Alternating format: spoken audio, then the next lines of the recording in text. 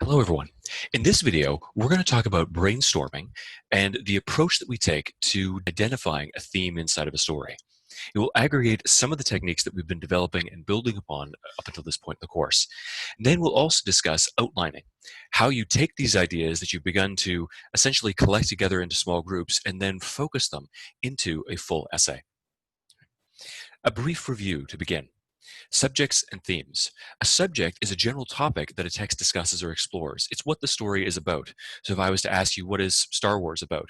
You could say it might be about the father-son relationship. It could be about war, good and evil, the light and the dark. These are just major topics or issues that the story discusses. A theme is the argument the story makes. It's the specific argument the text makes about the human condition or some part of it. In other words, it's an argument about the subject. For instance, in Star Wars, with Luke Skywalker redeeming his father, right, bringing his father back to the light, you could say that the major theme of that work could be that no one is truly beyond redemption. Your subject is redemption. Your theme is, well, no one is truly beyond redemption, no matter how evil or heinous their actions. Synonyms for theme would be the main idea, the moral of the story, the core insight, the philosophical truth that the story expresses. And there are innumerable philosophical truths or themes that a story develops. The thesis statement is the core argument of your essay. Generally, when an essay topic asks you something like, what does this story, like Romeo and Juliet, say about love? Your thesis is going to contain a theme, an articulation of the argument the story makes. Now, the question arises, how do we actually figure these things out? How do we find a story's subjects and themes? Part of this involves brainstorming. Brainstorming is really just collecting together ideas and examples from the story. But brainstorming, when you put a pen to paper and begin just collecting ideas, noting things down, making observations, and then putting those ideas together into more cohesive groups, really involves a process known as close reading. Because what you're trying to do with that process of brainstorming, gathering together and producing ideas as best as possible, is aggregating as much material from the text as possible. In order to do that, you have to pay very close attention to the text, its language, its ideas, its plot, its characters, how they grow and how they change. We would start by trying to find the subject. So in order to find out what the story or the author is trying to say about some subject, we need to know what the story is actually about. Some of the things you can try to do in order to find the subject of a story. First, look at the title. Does that suggest a subject? If it does, maybe that can help you. For instance, the story The Last Question. I'm thinking about this. Well, questions, maybe there's something in this story about like the big questions of life. It's the last question. So maybe I'm starting to think the last question, well, the last question that we ever ask really is what's going to happen to me when I die, right? In that moment as you're dying. Maybe that's the last question you ask. Or if it's the last question, maybe this is a story about like finality, the end of things. I don't know just from the title, but these are the ideas, the subjects that enter into my mind as I'm thinking about the title. So the title is a powerful clue, an indicator as to the potential subjects of the story. Other things to look at. Are the main characters governed by a dominant emotion? Could the story's subject be related to this emotion or their motivations? Look at the characters. What are their defining characteristics or their defining character traits? What motivates them? Why do they do what they do? Or what lesson do they learn? What is it they're grappling with? For instance, if the character is dealing with a relationship with his father or her father, maybe that familial relationship is the very subject of this story, like the father-daughter relationship or the father-son relationship. Does the plot suggest a main subject? Instinctively, as you read through a story, you're recognizing its subjects. If somebody came to you and asked you, what was that story you just read about? And he was asking for just one or two words, you wouldn't give him a large plot summary. You would say, oh, it's a story about war, or it's a story about how black people in the South were oppressed. These are the major subjects that derive from or arise out of the summary of the plot. Do any of the conflicts between characters suggest a subject? If the story deals with a principal conflict, man versus nature, and you can narrow that down to the specific cause and consequence of that conflict. Who is fighting and why? And what is the result of that conflict? Then you might be able to say, this is actually a story about that kind of conflict. And it's saying something about how people should engage in that conflict, why they should, or what results from it. Are there any repeated words, actions, or images? If so, might they be related to the subject? So think back to ideas or images that are repeated over and over again in the context of the story. That might help you to identify a core subject. Tips to find themes. Now, as you're going through this list of subjects, this is essentially brainstorming. Take out a sheet of paper and go through the answers to these questions. Start making notes, review the story, put down all the ideas that you can in answer to these kinds of questions and others that you think about, and that might help you to find the subject. The next part of brainstorming, once you have in the back of your mind, okay, this is a story about love, or this is a story about war, this is a story about honor, is to find what the story is trying to say about that subject. So take out that new sheet of paper and begin jotting down point form notes, examples, and quotations in answers to these kinds of questions. Start thinking about the story, rereading it critically, and taking pieces of the story down onto that larger sheet. Okay. Things that you can think about to organize those different examples or organize those different categories of things that you're taking from the story. Do any of the work's conflicts suggest a theme?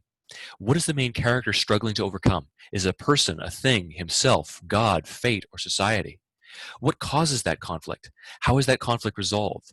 Is there a positive or a negative resolution? Who or what wins the conflict?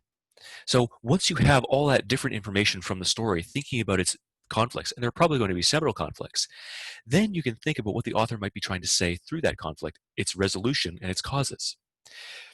If a person or thing that is represented positively in the story wins, then the text could be validating her position, or her values. The second thing to look at in that brainstorming sheet would be to answer questions and ask questions about the characters. Does the main character change in any way?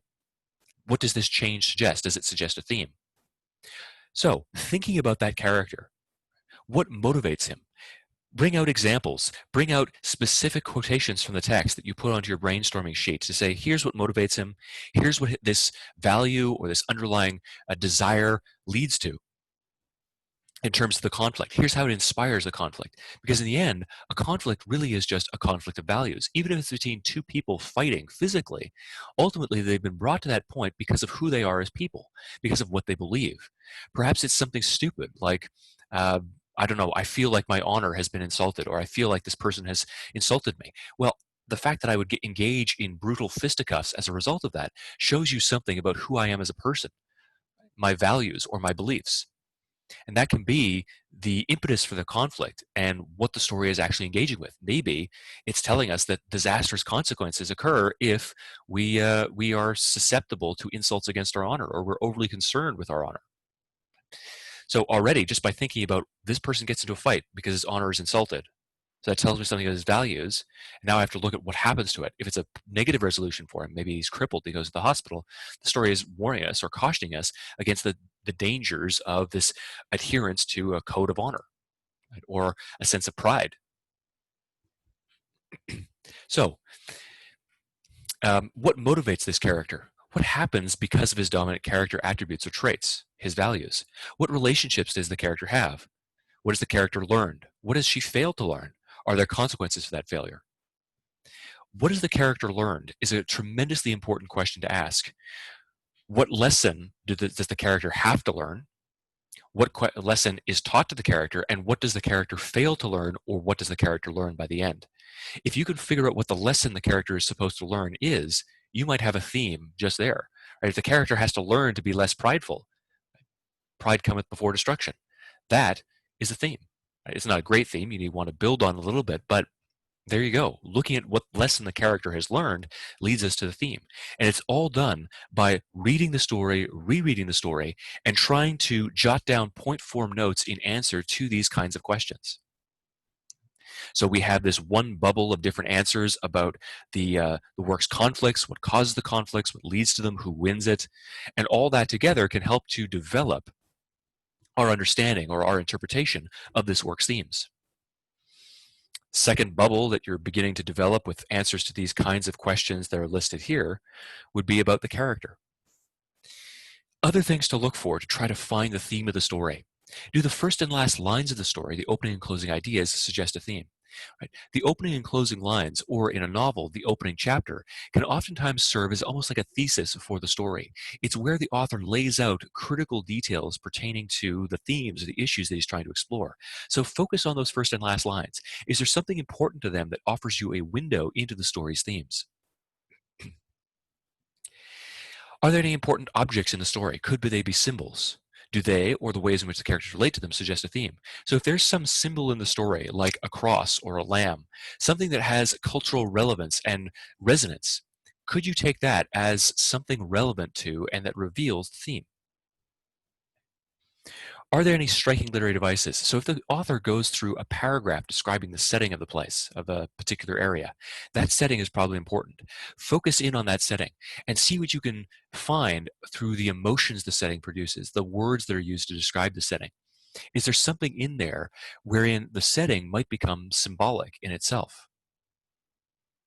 An example drawn from The Dark Knight.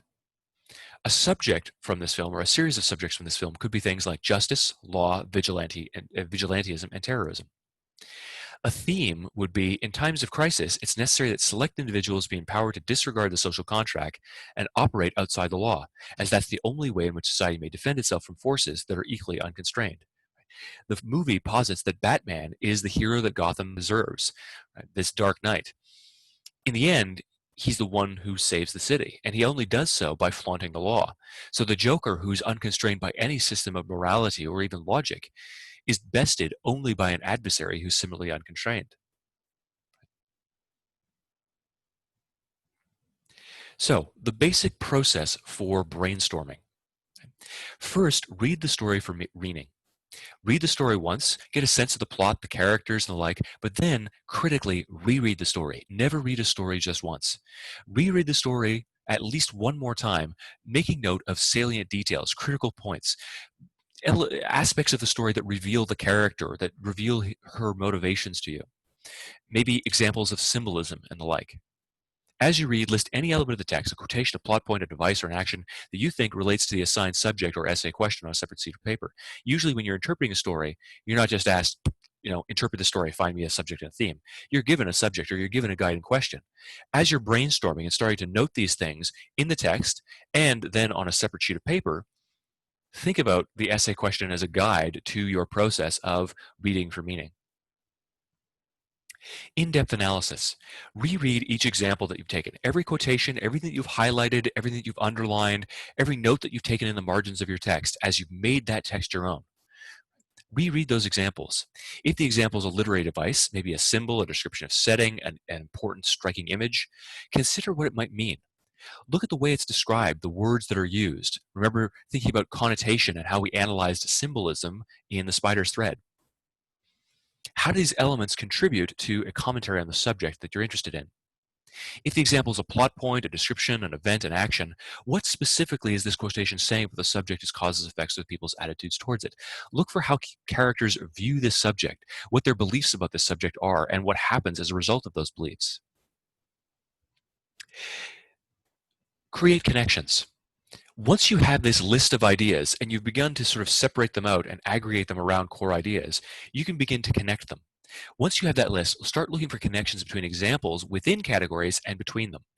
So you have this list of literary devices, maybe a series of examples involving symbolism, a series of examples involving setting, a series of examples involving images. You've looked at the characters and what motivates them. So you've got maybe 6 different bubbles worth of material connected together. Now you need to start looking at the individual examples in those larger bubbles to see how they fit together, to see if something emerges out of the aggregation or the combination of all of them together. Once you have your list, begin looking at connections both within those examples and between categories. How do each of these comments or meanings relate? What idea is shared between them? Does an idea develop between them? And we'll look at an example of that in just a second. If you find connections between interpretations, can they be developed into arguments? So, an example of this. Now, reading this poem by Shakespeare, I read these two lines. My love is a fever, longing still for that which longer nurseth the disease. And I have sworn thee fair and thought thee bright, who art as black as hell, as dark as night. So, love is this self-perpetuating illness. My love is a fever, longing still for that which longer nurses the disease. The fact that I'm sick with love makes me want to be in love all the more. It makes me hunger for the thing that makes me sick. Right? You, the woman I'm in love with. Then we have this later line, later in the Shakespearean sonnet. I have sworn thee fair, I have said that you're beautiful, and thought you bright.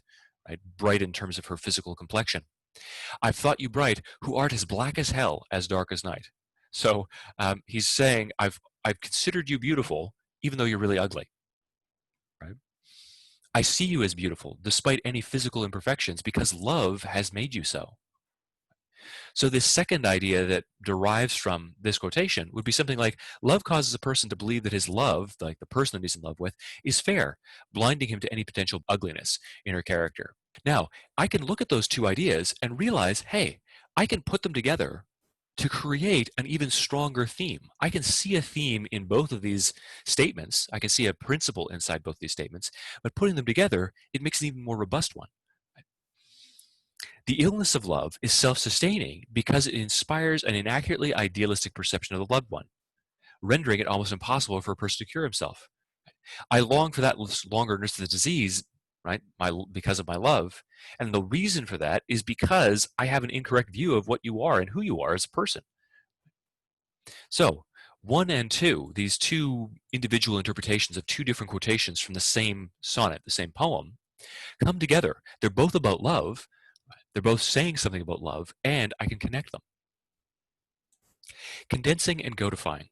Using these connections that you've seen, both within ideas or within these sort of bubbles of ideas and between them, try to develop an argument about what the text is saying about your subject and condense that argument down to a single focused thesis statement. Review your evidence and try to find supporting arguments or examples within. You've already derived that argument from the examples that you've got and how you've connected them. Now what you want to do is take those connections that allowed you to realize it and structure them in such a way as to support your argument, right? You came to that conclusion by looking at the evidence. In an essay, you want to structure those in a cohesive, logical fashion and present them to your reader, me or whoever else might be reading your essay. So try to group your evidence based on shared ideas or meaning or literary devices or developing arguments. Each of these groupings might take on the form of a unified body paragraph. What you have done to find that theme is, in more cohesive, well-structured fashion, what you have to do in your essay to prove that the story means what you think it means, or to prove that the story is saying, well, what you think that it's saying. In the next video, we'll cover that issue of, well, how we actually take this brainstormed set of ideas and put them into a structure that is essentially an outline for a full essay.